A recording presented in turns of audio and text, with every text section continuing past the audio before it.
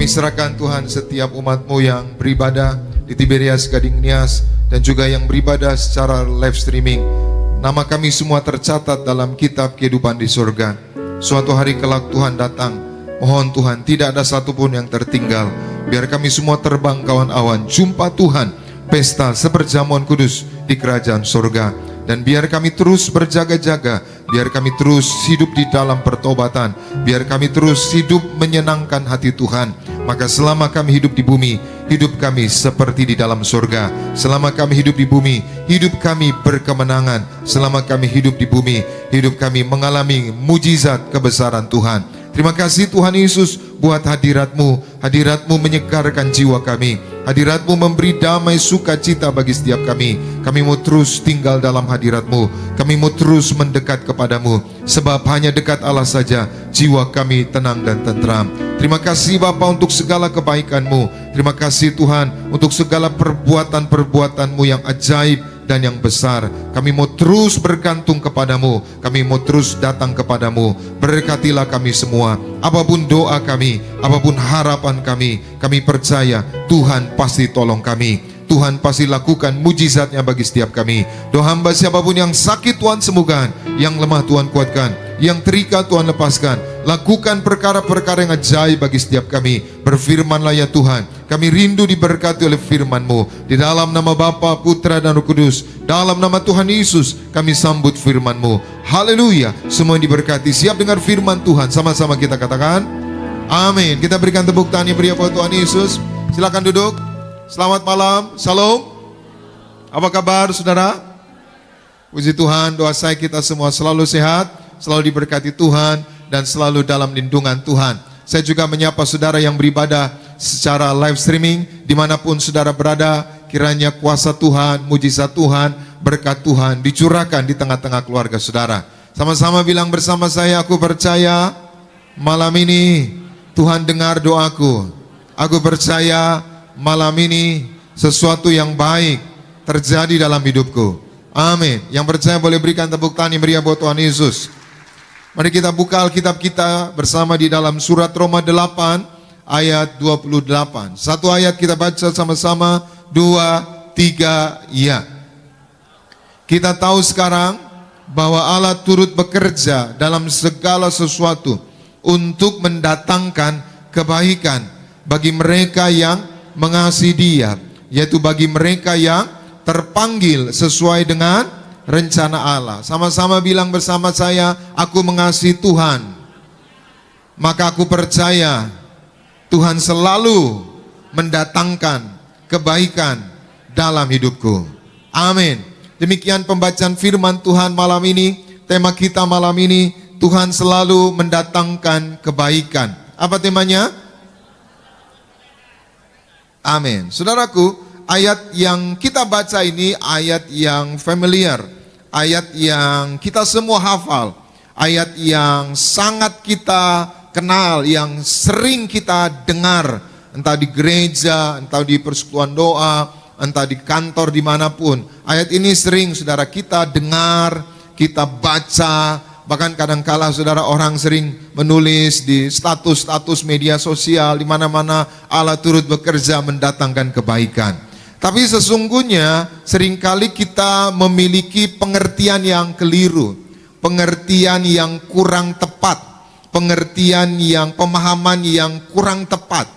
Kita selalu berpikir bahwa ayat ini, bahwa Tuhan tuh selalu ngasihnya yang baik, ngasihnya yang baik, ngasihnya yang baik, ngasihnya yang baik. Tuhan gak pernah kasih sakit, Tuhan gak pernah kasih kita masalah, Tuhan gak pernah kasih kita kesusahan. Lalu ketika kita mengalami masalah, ketika kita mengalami pergumulan, ketika kita mengalami hal-hal yang tidak kita inginkan, lalu kita mulai menyalahkan Tuhan.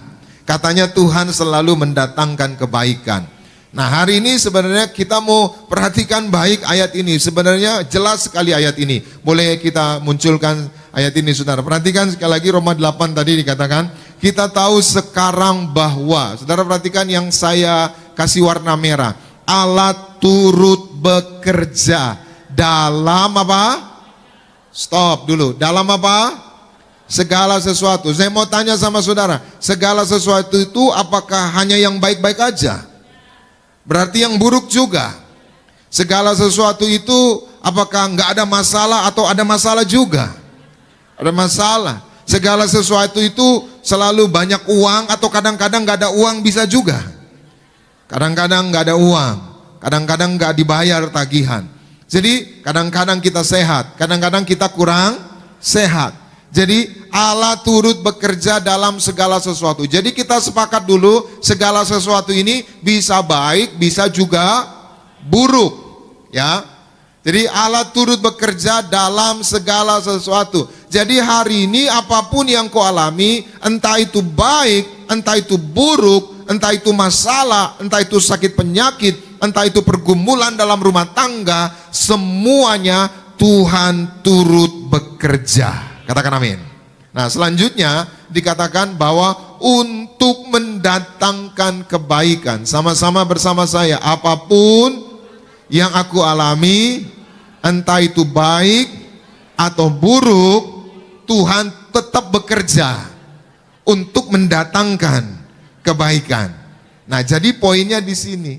Jadi apapun itu, goalnya, tujuannya apa? Mendatangkan kebaikan. Jadi hari ini apa masalah saudara? Hari ini apa pergumulan saudara? Jangan fokus hanya kepada masalah, jangan fokus kepada hal yang kita alami, tapi fokus bahwa apapun yang Tuhan izinkan, Tuhan campur tangan, Tuhan turut bekerja, goalnya, tujuannya untuk kebaikan kita. Jadi hari ini kalau saudara ada masalah, jangan marah sama Tuhan. Hari ini kalau saudara sedang kekurangan uang, jangan marah sama Tuhan. Kadang-kala Tuhan izinkan hal-hal yang kurang baik, hal-hal yang tidak menyenangkan, supaya kita semakin dekat dengan Tuhan. Amin. Supaya kita belajar banyak dengan Tuhan. Ada satu ilustrasi saudara, ini ilustrasi aja ya, ilustrasi. Ilustrasi itu ya ilustrasi lah gitu saudara. Jadi ada seorang raja bersama dengan sahabatnya pergi berburu binatang ke hutan. Sekali lagi ya, ini ilustrasi aja. Maka raja dan sahabat ini pergi berburu hutan. Dan biasa saudara, berburu itu di hutan itu pakai senapan ya, senapan laras panjang, senapan angin ya. Ya pokoknya berburu lah gitu saudara.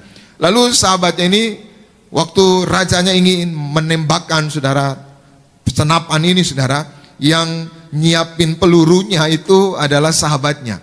Maka saat sahabatnya ini menyiapkan peluru saudara untuk senapan raja ini saudara, ternyata ada kelalaian, ada kekeliruan. Sehingga waktu dikasih rajanya mau tembak saudara, belum nembak itu udah meletus sendiri. Nah akibatnya apa? Jempol dari rajanya ini saudara hancur dan putus saudara. Lalu rajanya ini teriak kesakitan, lalu marahin ini sahabatnya. Kurang ajar kamu. Kok begini? Ini saya jadi hancur nih jempol saya. Ini putus, nih sakit tahu gitu saudara. Lalu sahabatnya bilang sambil tersenyum, nggak apa-apa, itu bagus buat kamu gitu saudara. Siapa di sini yang celaka lalu temannya bilang bagus buat kamu, pasti saudara marah. Amin. Nah maka raja ini marah saudara. Dasar kamu sahabat yang kurang baik. Lalu karena marah raja ini menjebloskan sahabatnya ke dalam penjara saudara.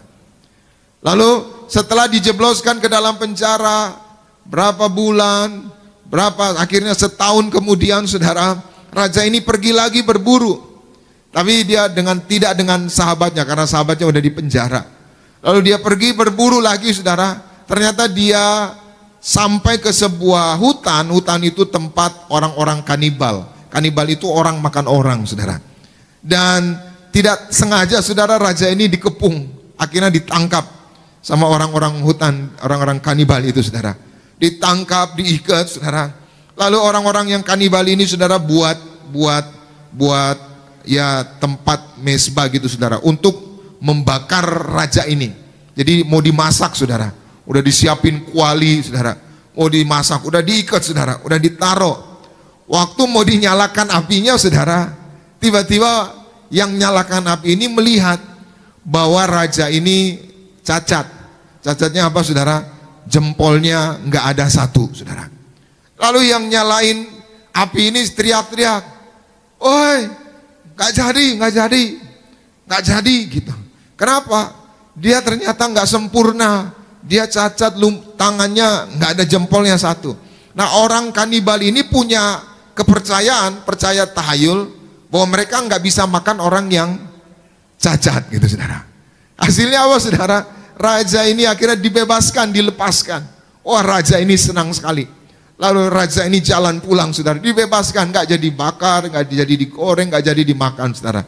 Dalam perjalanan pulangnya, raja ini mengingat ternyata apa yang dilakukan sahabatnya itu adalah untuk kebaikan dia. Maka dia menyesal udah memenjarakan sahabatnya.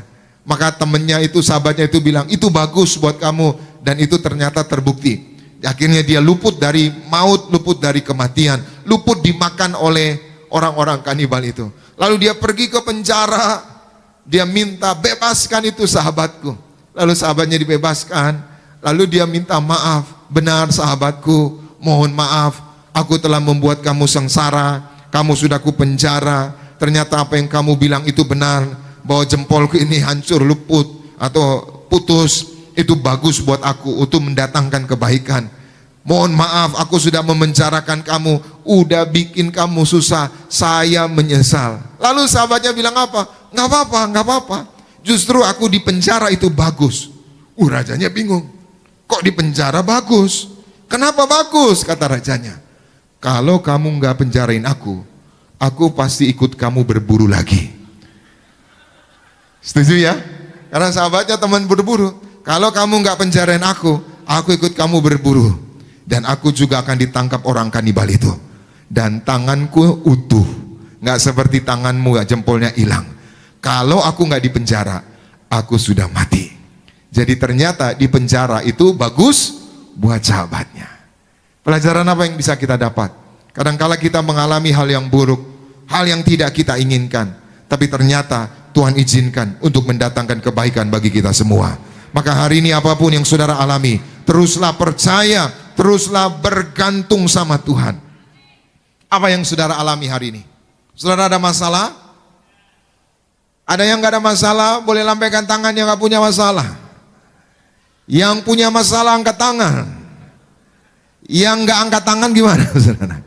Setengah ada masalah, setengah gak ada masalah. Semua orang punya masalah. Amin. Tapi bagaimana respon kita, sikap kita? Saudaraku, kita nggak bisa merubah keadaan. Sekali lagi, kita nggak bisa merubah keadaan. Kita nggak bisa merubah orang di sekitar kita. Ada seorang ibu saudara, dia teriak sama saya, "Pendeta, suami saya begini." Saya bilang, "Bu, kita nggak bisa merubah orang. Kita nggak bisa tadi pun dibawa ketemu orang. Kita nggak bisa merubah orang. Yang merubah orang namanya Roh Kudus." Amin. Roh Kudus itu bisa mengubah hati yang keras menjadi lembut. Amin. Hari ini minta supaya Roh Kudus sentuh hati kita. Amin. "Bapa, sentuh hatiku, ubah hidupku menjadi yang baru, bagai emas yang murni. Kau membentuk bejana hatiku. Bapa, ajarku mengerti sebuah kasih yang selalu memberi, bagai yang tiada pernah berhenti. Hari ini buka hati saudara. Izinkan Roh Kudus mengubahkan saudara. Kalau saudara buka hati saudara, maka percayalah kuasanya, mujizatnya akan bekerja dalam hidup saudara, sehingga saudara mengalami perkara-perkara yang besar. Yang setuju boleh berikan tepuk tangan yang meriah buat Tuhan Yesus.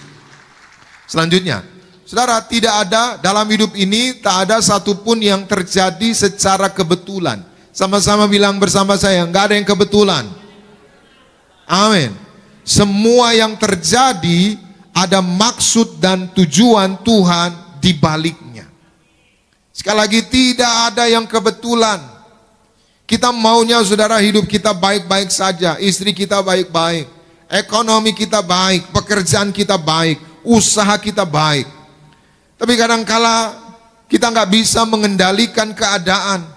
Kadangkala ada keadaan-keadaan yang tidak kita inginkan terjadi. Maka bagian kita apa? Terus percaya, terus berharap kepada Tuhan. Katakan amin. Maka terus berdoa. Amin. Saudara, apa yang terjadi di alam roh itu saudara akan terjadi dalam kehidupan nyata. Dan Allah itu adalah roh. Sama-sama bilang bersama saya, Allah adalah roh. Amin. Kita nggak bisa mengerti Tuhan dengan logika kita. Otak kita ini cuma sebesar bapau, saudara. Iya. Pengetahuan kita terbatas. Pikiran kita terbatas, kepintaran kita terbatas. Ada banyak hal-hal yang kita nggak mengerti. Amin. Kenapa kita bisa bangun pagi? Kenapa bisa terjadi perang? Kenapa ada terjadi masa-masa yang sukar? Kita nggak mengerti. Maka apa yang kita nggak mengerti serahkan sama Tuhan. Sekali lagi, apa yang kita nggak mengerti serahkan sama Tuhan. Dan bagian kita adalah percaya bahwa Tuhan pasti mendatangkan kebaikan bagi kita yang mengasihi Dia. Yang setuju boleh berikan tepuk tangan yang meriah buat Tuhan Yesus. Nah, hari ini kita akan belajar 3 hal bagaimana supaya kita mengalami kebaikan Tuhan. Jadi tema kita hari ini, Tuhan selalu mendatangkan kebaikan. Jadi apapun yang saudara alami hari ini, entah itu baik, entah itu buruk, Tuhan turut bekerja untuk mendatangkan kebaikan. Lalu bagaimana supaya kita mengalami yang baik, mengalami kebaikan Tuhan? Yang pertama, kita baca bersama 2 Korintus 2 ayat 14. Sama-sama kita baca 2, 3, ya. Tetapi syukur bagi Allah yang dalam Kristus selalu membawa kami di jalan. Stop, cukup sampai di situ. Sama-sama bersama saya, Tuhan Yesus selalu membawa aku di jalan kemenangan. Amin. Saudara, kalau ada kalimat jalan kemenangan, bukan berarti nggak ada masalah. Karena kemenangan itu karena ada masalah. Itu baru disebut kemenangan. Jadi kalau saudara nggak ada masalah, nggak ada tantangan, hidup datar-datar aja, maka nggak ada kemenangan. Ketika saudara ada masalah, ketika saudara ada pergumulan, ketika saudara ada mengalami masa-masa sulit, saudara bergantung bersama Tuhan, saudara berjalan bersama Tuhan, di situ ada kemenangan. Amin. Maka ayat ini mengajar apa? Saudara, Paulus bersaksi kepada jemaat di Korintus. Paulus ini dalam menginjil suka ada tantangan, ada masalah. Ditangkap, ditindas, dipenjarakan, disiksa, didera. Tapi Paulus terus melangkah, terus melangkah. Hari ini apapun masalahmu, terus melangkah. Sama-sama bilang bersama saya, aku mau terus melangkah. Aku tidak mau berhenti di tengah jalan. Amin. Terus melangkah. Terus melangkah. Bu, terus melangkah, Bu. Pak, terus melangkah, Pak. Tapi Pak Pendeta, saya udah nggak kuat lagi. Tuhan nggak pernah capek sama saudara. Ini mungkin saudara berkata, Pendeta, saya udah capek dengan rumah tangga saya. Pendeta, saya udah capek dengan bisnis saya. Tuhan nggak pernah capek sama saudara. Kalau Tuhan saja nggak pernah capek dengan saudara, mari kita terus kuat di dalam Tuhan. Jadi Paulus sedang bilang, dia menginjil, Tuhan selalu bawa di dalam jalan kemenangan. Saudara, jalan yang kita pilih bisa salah. Jalan yang kita ambil bisa tersesat. Tapi kalau kita ikuti jalan Tuhan, jalan itu pasti penuh dengan kemenangan. Jalan itu pasti penuh dengan keajaiban. Jalan itu pasti penuh dengan kepastian. Bersamamu Bapa, ku lewati. Berapa yang kita lewati? Semua. Gimana kita bisa lewati semua? Hanya bersama Tuhan. Maka yang pertama, belajar dari ayat ini, bagaimana agar kita mengalami kebaikan Tuhan. Yang pertama, untuk mengalami kebaikan Tuhan, jalani semua bersama Tuhan. Sama-sama bilang bersama saya, aku mau menjalani hidup ini bersama Tuhan. Amin. Jadi jangan jalan sendiri. Pak, jangan jalan sendiri, Pak. Bu, jangan jalan sendiri. Anak-anak muda jangan jalan sendiri. Kalau saudara jalan sendiri, saudara bisa capek. Kalau saudara jalan sendiri, saudara bisa tersesat. Tapi kalau saudara jalan bersama Tuhan, walaupun lewat lembah kelam, walaupun lewat gunung-gunung kesulitan, tapi kita menerima mujizat, kemenangan, jalan keluar dari Tuhan. Yang setuju boleh berikan tepuk tangan yang meriah buat Tuhan Yesus. Selanjutnya, apapun yang terjadi bila kita jalani bersama Tuhan, pasti bisa kita lewati dengan kemenangan. Jadi hari ini apapun yang terjadi selama kita jalan bersama Tuhan, jalan serta Yesus, jalan serta Dia setiap hari, jalan serta Yesus, serta Yesus selamanya. Selama saudara jalan bersama Tuhan, nggak ada yang bisa mengalahkan saudara. Selama saudara jalan bersama Tuhan, nggak ada yang bisa menghancurkan hidup saudara. Entah itu masalah, entah itu kelaparan, entah itu sakit penyakit, nggak ada yang bisa mengalahkan saudara. Hari ini jalan bersama Tuhan. Kita baca Roma 8 ayat 38 sampai ayat 35 sampai 39. Sama-sama kita baca 2, 3, ya. Siapakah yang akan memisahkan kita dari kasih Yesus? Penindasan atau kesesakan atau penganiayaan atau kelaparan atau ketelanjangan atau bahaya atau pedang. Saudara perhatikan, ayat ini berkata, siapakah yang bisa misahin kita sama Tuhan?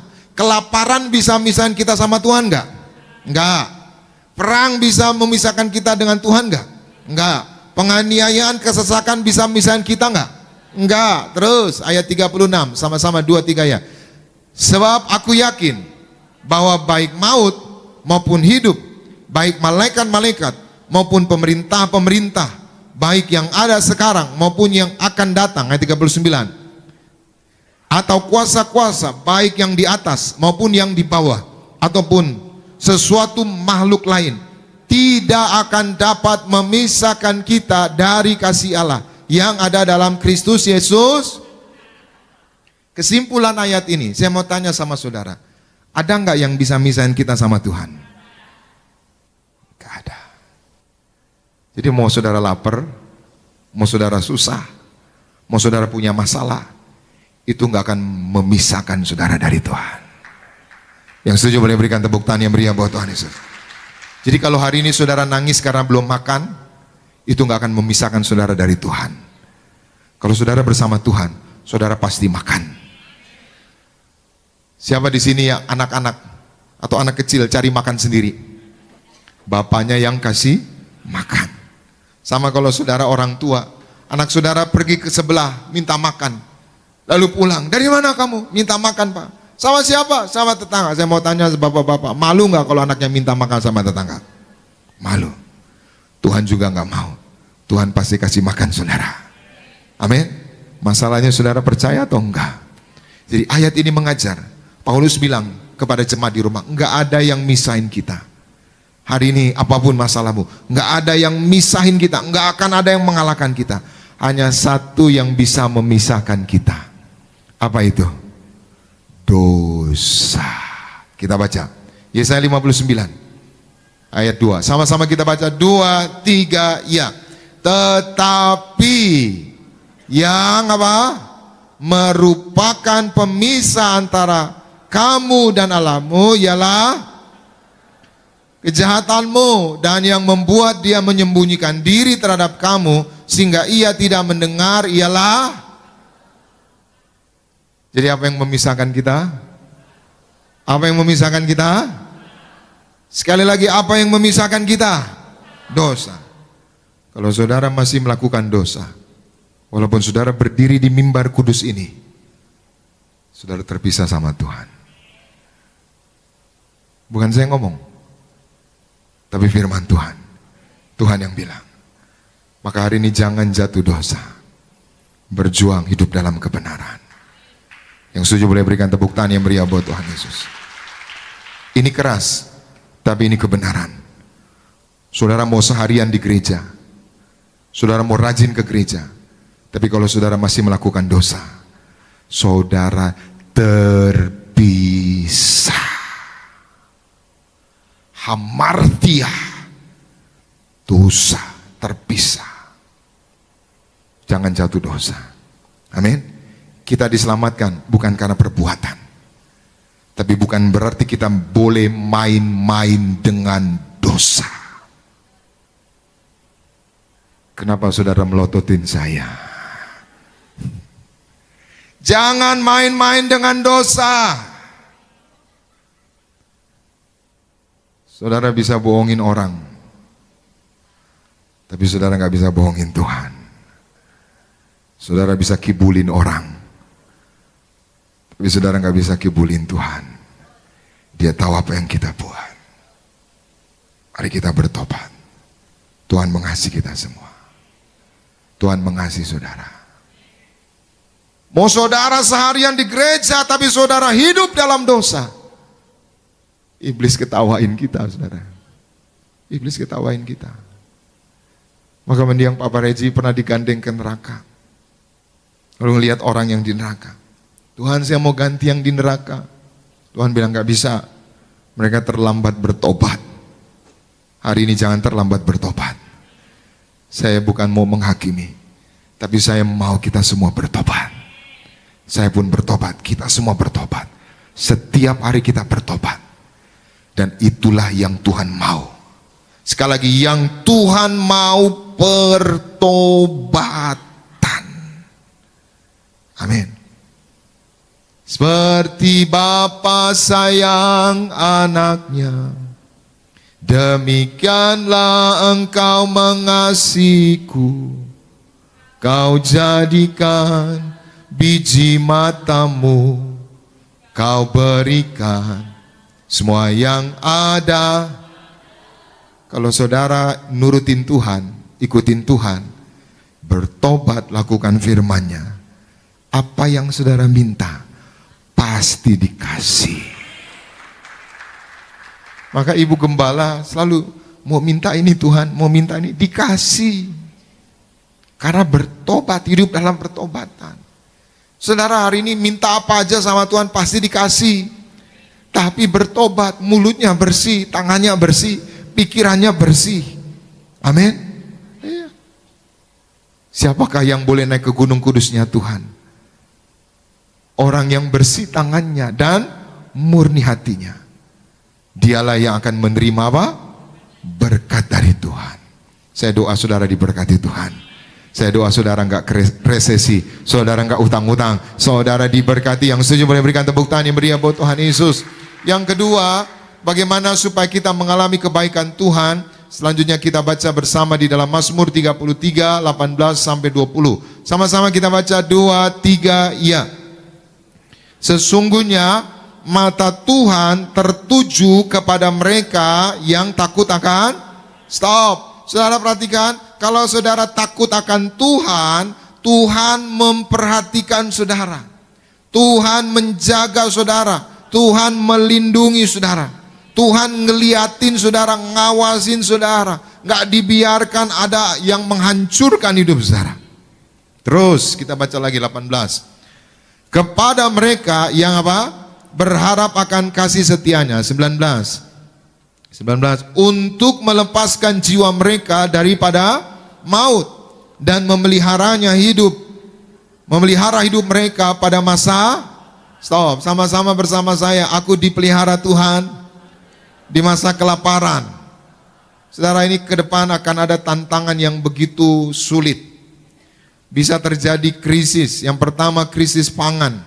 Krisis pangan ini nggak main-main. Karena apa? Sumber daya alamnya mulai rusak. Maka pemanasan global ini saudara nggak boleh dianggap sepele. Semua seluruh negara di dunia serius mengenangani pemanasan global. Karena pemanasan global ini akan berdampak bagi kehidupan makhluk hidup, saudara. Suhu itu saudara akan terus meningkat. Akibatnya apa, saudara? Sumber daya alam saudara menjadi menyusut. Nah, kalau menyusut terjadi apa, saudara?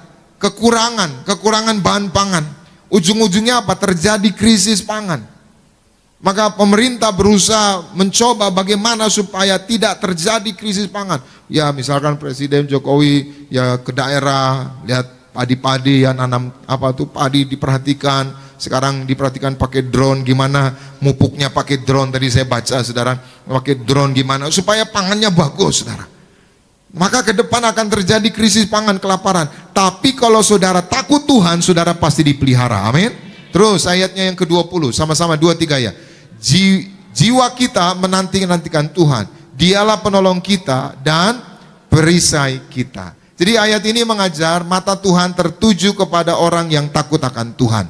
Artinya apa? Orang yang takut Tuhan itu orang yang melakukan apa yang Tuhan mau. Amin. Maka yang kedua, bagaimana agar kita mengalami kebaikan Tuhan? Yang kedua, lakukan apa yang Tuhan mau. Gereja Tiberias dibangun atas perintah Tuhan. Bapak Reaji sama Ibu Gembala, Ibu Darniati sesungguhnya nggak mau jadi pendeta, nggak ada cita-cita jadi pendeta, apalagi bangun gereja. Maka dalam tanda kutip seperti dipaksa, saudara. Dalam tanda kutip seperti dipaksa. Udah menghindar, udah coba menolak, tapi dalam tanda kutip seperti dipaksa, diarahkan, sampai akhirnya tiba-tiba berdiri gereja. Jadi ini maunya Tuhan. Maka Pak Pariaji dan Ibu selalu melakukan apa yang Tuhan mau. Tuhan mau. Apa yang Tuhan mau? Menyatu dengan Yesus. Menyatu dengan Yesus. Ketika saudara terima minyak dan anggur, Yesus di dalam kita. Kita di dalam Yesus. Maka kalau Yesus ada di dalam kita, apa yang kita kerjakan berhasil. Kalau Yesus ada di dalam kita, kita pasti diberkati Tuhan. Amin.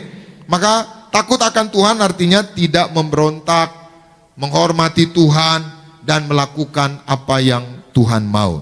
Selanjutnya, selama kita melakukan apa yang Tuhan mau, kita pasti mengalami kebaikan Tuhan. Sama-sama bilang bersama saya, selama aku melakukan apa yang Tuhan mau, aku percaya aku pasti diberkati Tuhan.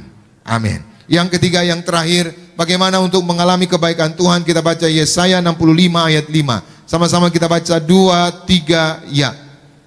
Berbahagialah orang yang kau pilih dan yang kau suruh mendekat untuk diam di pelataranmu.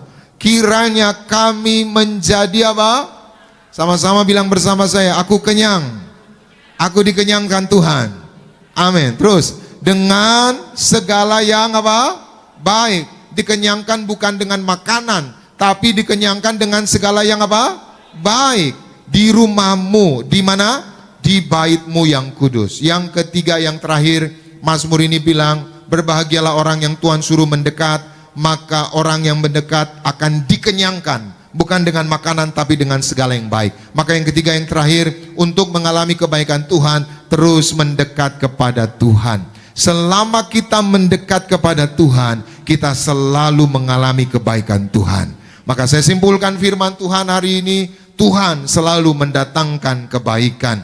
Bagaimana agar kita selalu mengalami kebaikan Tuhan? Yang pertama, mari kita terus jalani semua bersama Tuhan. Yang kedua, mari kita lakukan apa yang Tuhan mau. Dan yang ketiga, mari kita terus mendekat kepada Tuhan. Selama kita jalan bersama Tuhan, dekat dengan Tuhan, lakukan apa yang Tuhan mau, kita pasti mengalami segala kebaikan Tuhan. Tuhan Yesus memberkati. Kita berikan tepuk tangan yang meriah buat Tuhan Yesus. Mari kita bangkit berdiri bersama-sama. Kita datang kepada Tuhan. Terima kasih Tuhan Yesus buat firman-Mu. Roh Kudus, mampukan kami untuk melakukannya. Dan biar kami terus dididik oleh Tuhan, diajar oleh Tuhan, untuk kami terus semakin mengandalkan Tuhan. Terima kasih Tuhan.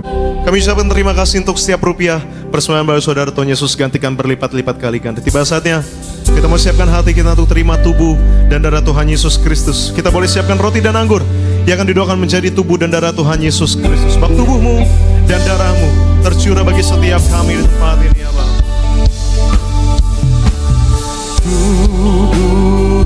Mari bersama-sama jemaat Tuhan sambil bangkit berdiri, kita mau siapkan hati kita untuk terima tubuh dan darah Tuhan Yesus Kristus pada malam hari ini. Kami menyucikan, menyembuhkan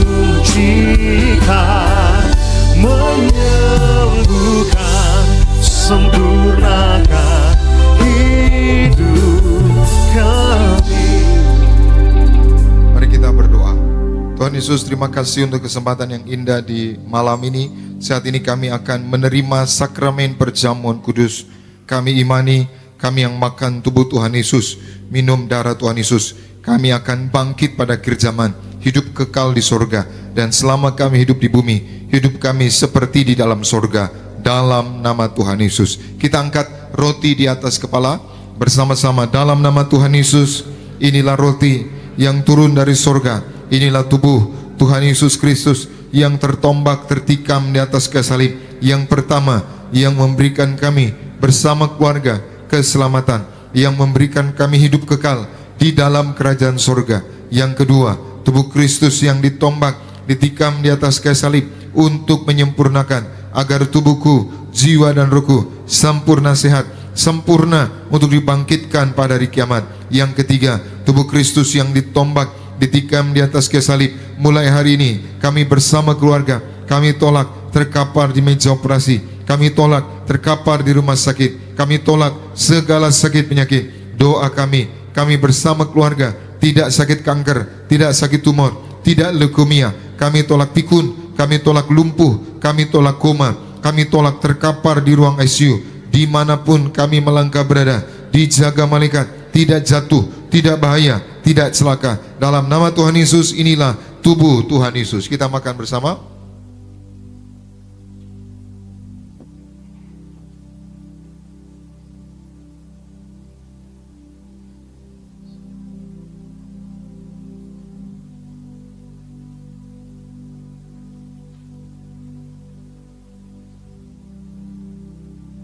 Kita angkat cawan di atas kepala bersama-sama dalam nama Tuhan Yesus. Inilah darah Tuhan Yesus Kristus yang tertumpah, tercurah di atas kayu salib sebagai perjanjian yang baru dan yang kekal, yang pertama, yang menyucikan dan menguduskan aku. Aku berjanji bertobat, menolak dosa, menolak setan-setan dan segala perbuatannya. Berkati aku bersama keluarga yang kudus. Aku tolak perzinahan, percabulan. Aku tolak poligami, poliandri. Jauhkan keluargaku dari perceraian, jauhkan rumah tanggaku dari orang ketiga. Mulutku diurapi, tidak dusta, tidak menipu. Doa-doaku Tuhan dengar, Tuhan kabulkan. Tanganku diurapi, tidak cemar, tidak mencuri. Yang ku pegang, yang ku kerjakan selalu berhasil. Aku tolak segala fitnah, fitnah atas keluargaku, fitnah atas gereja. Yang kedua, oleh darah Tuhan Yesus, darah anak domba Allah, kami semua termeterai menjadi warga surga. Warga surga berkumpul di bumi, berkumpul di surga, punya rumah di bumi, punya rumah di surga. Yang ketiga, oleh tetes darahnya, oleh bilur-bilurnya, segala penyakitku sembuh hari ini. Dari ujung rambut sampai telapak kaki, sehat sempurna. Tidak sakit kepala, tidak migrain, tidak vertigo. Aku tolak bodoh pelupa. Anak-anakku pandai cerdas, punya masa depan indah. Oleh darah Tuhan Yesus, jantungku sempurna sehat, tidak sakit jantung, tidak dioperasi, tidak serangan jantung. Oleh darah Tuhan Yesus, ginjalku sempurna sehat, tidak gagal ginjal, tidak cuci darah. Oleh darah Tuhan Yesus, paru-paruku bersih, normal, tidak ada flek, tidak sakit asma, tidak sakit TBC. Oleh darah Tuhan Yesus, darahku normal, tidak darah tinggi, tidak darah rendah, tidak darah manis. Aku tolak hepatitis, diabetes, aku tolak demam berdarah, aku tolak sinusitis, aku tolak alergi udara, alergi makanan. Tulang-tulangku sempurna sehat, tidak keropos tulang, tidak kanker tulang, tidak saraf kejepit. Aku tolak batu di empedu, aku tolak sakit pankreas. Urapi liverku sempurna sehat, tidak kanker liver. Hari ini aku sembuh. Sejenak saudara doa.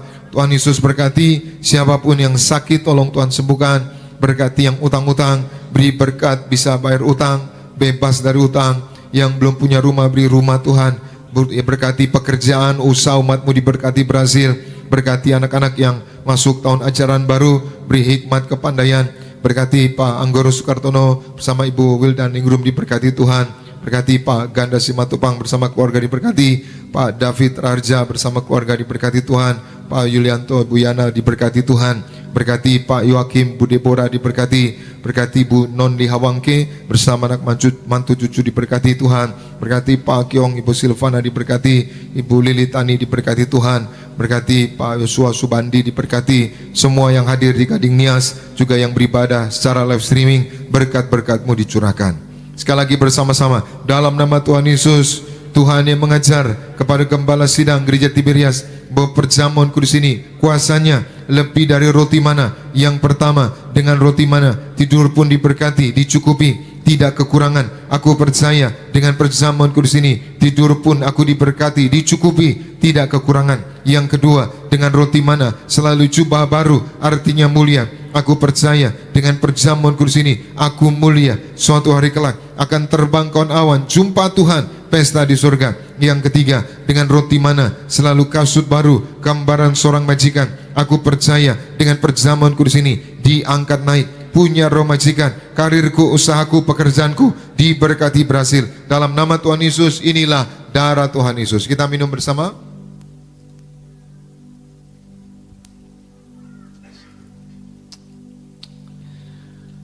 Bersama-sama jemaat Tuhan yang telah terima tubuh dan darah Tuhan Yesus Kristus, kembali kita mau bangkit berdiri, kita mau angkat kedua belah tangan kita, sebab tubuh dan darah Tuhan menjadikan Yesus terlebih besar bagi setiap kita. Yesus terlebih besar,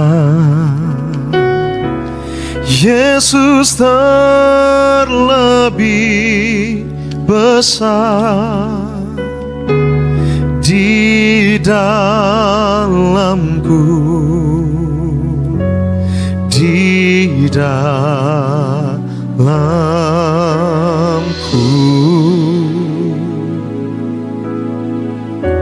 Yesus terlebih besar, Yesus terlebih besar di dalamku selama-lamanya. Kita berikan tepuk tangan yang meriah buat Tuhan Yesus. Mari kita akan doa minyak urapan. Saudara ada minyak urapan, angkat minyak urapan saudara. Sama-sama kita doa dalam nama Bapa, Putra dan Roh Kudus, dalam nama Tuhan Yesus. Tuhan Yesus, Engkau yang memberi perintah kepada Gembala Sidang Gereja Tiberias, tertulis di langit, untuk mengembalikan kuasa minyak urapan, yaitu minyak zaitun yang dikuduskan. Maka kami serahkan dalam nama Bapa, Putra dan Roh Kudus, dalam nama Tuhan Yesus. Inilah minyak urapan untuk mengusir setan. Hari ini kami muliakan Yesus Kristus, Tuhan Allah kami yang empunya kerajaan surga, hadir di tengah-tengah kami. Kami diurapi minyak, kami mulia. Mulia artinya kami warga surga, suatu hari kelak akan diundang pesta di surga. Mulia artinya kami dikenal malaikat, dijaga malaikat, tidak jatuh, tidak celaka, menang atas setan-setan dan roh jahat. Mulia artinya kami diciptakan kembali yang segambar seperti Allah, tidak sakit-sakitan. Hari ini penyakitku sembuh. Mulia artinya kami penuh kuasa, yang kami pegang, yang kami injak, yang kami kerjakan diberkati berhasil dalam nama Tuhan Yesus. Inilah minyak urapan untuk mengusir setan, menyembuhkan orang sakit, menghancurkan segala kutuk, dan menjadikan kami lebih dari teman-teman sekutu kami. Dalam nama Tuhan Yesus, inilah minyak urapan yang kudus. Jadi saudara, seperti kesaksian tadi ya, Ernawati saudara, betapa iblis itu ingin menghancurkan hidup orang. Dan hari-hari ini banyak orang tiba-tiba aja kesurupan gitu saudara, ngamuk-ngamuk ya. Ya jiwanya diserang saudara. Maka jiwa itu saudara, kita harus dekat sama Tuhan. Kalau jiwa kita dekat sama Tuhan, karena jiwa itu roh. Roh itu kekal saudara, roh itu abadi. Tubuh kita ini fana, suatu hari akan masuk tanah lagi saudara, kembali menjadi tanah. Tapi roh kita ini kekal, akan terbang kawan awan. Maka saudara harus kasih makan roh saudara. Dengan apa? Dengan firman. Dan juga pagari dengan minyak dan anggur. Maka tadi Ernawati kesaksian, ya selama ini kesurupan, bahkan orang laki-laki pun 5 bisa dikalahkan saudara. Tapi dia ke gereja, perjamuan kudus minyak urapan, jiwanya tenang saudara. Bahkan dia merasakan sesuatu yang belum pernah dia rasakan. Ya orang tertawa minyak urapan, silakan saudara. Tapi gereja Tiberias sudah buktikan banyak orang mengalami mujizat Tuhan, banyak orang disembuhkan. Maka saudara yang mau terima minyak urapan boleh maju ke depan. Kami serahkan dalam nama Bapa, Putra dan Roh Kudus, dalam nama Tuhan Yesus. Inilah minyak urapan, muliakan Allah, muliakan manusia, mengusir setan, menyembuhkan orang sakit, menghancurkan segala kutuk, dan menjadikan kami lebih dari teman-teman sekutu kami. Dalam nama Tuhan Yesus, inilah minyak urapan yang kudus.